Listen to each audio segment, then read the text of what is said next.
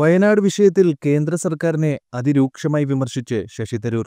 ദുരന്ത നിവാരണ ഭേദഗതി ബില്ലിന്റെ ചർച്ചയ്ക്കിടെയാണ് തരൂരിന്റെ വിമർശനം. ബില്ല് അവതരിപ്പിച്ചത് ആഭ്യന്തര സഹമന്ത്രി നിത്യാനന്ദ നായാണ്. പുതിയ ബില്ല് തന്നെ വലിയ ദുരന്തമാണെന്നാണ് Tharoor തുറന്നടിച്ചത്.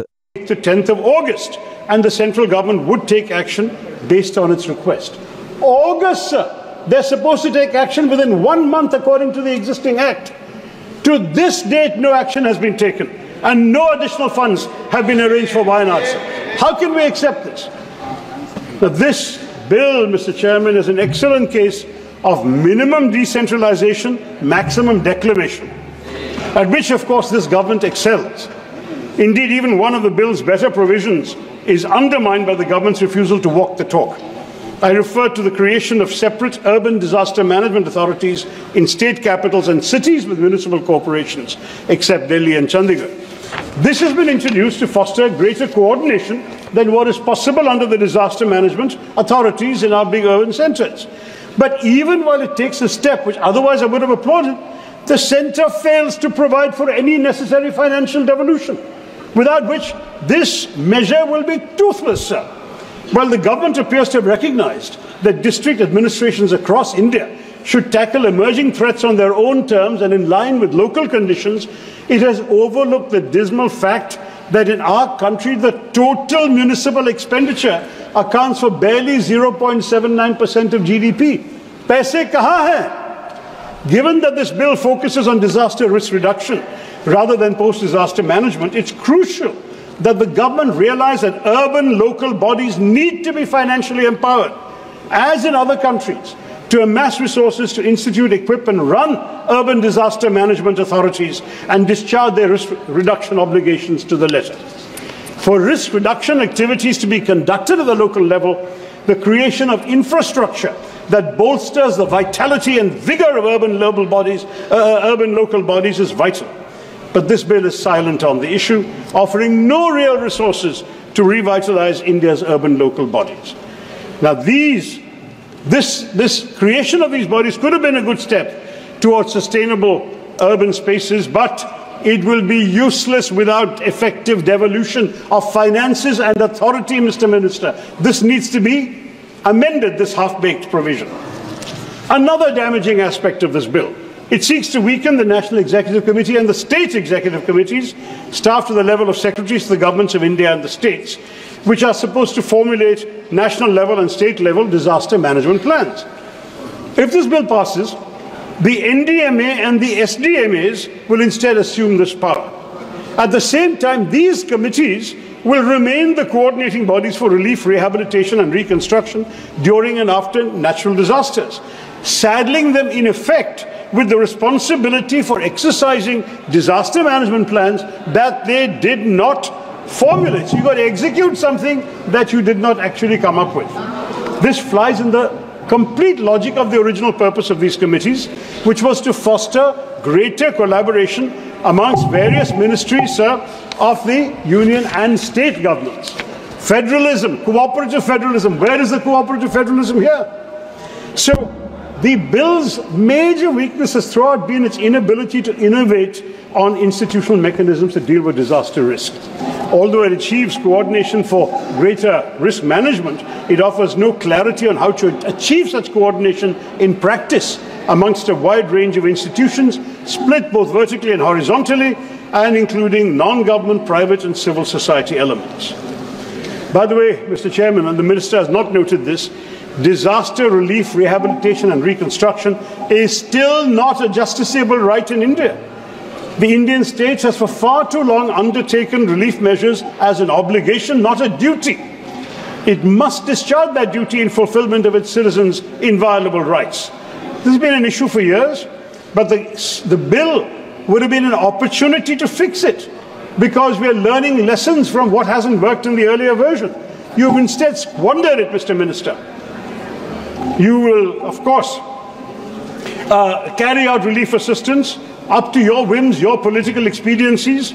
You may provide ex gratia compensation. You may provide relief items, compensation for destruction of houses, etc., destruction of boats, fishing equipment, farming equipment, etc. But all of this will vary from place to place, and it must change disaster relief must be a fundamental right of all Indian citizens. It's also important, so one important negative factor of this bill that testifies to its lack of imagination, creativity, and reluctance to accept the bleak realities of our environment.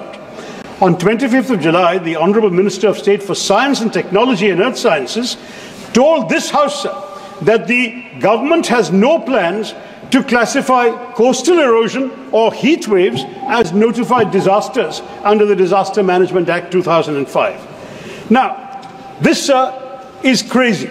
We need to expand the list of notified disasters given our own experience since the act was passed in 2005. To this day, the disasters eligible for assistance under the NDRF remain limited to cyclones, floods, droughts, earthquakes, landslides, and so on. Coastal erosion and heat waves are conspicuously absent.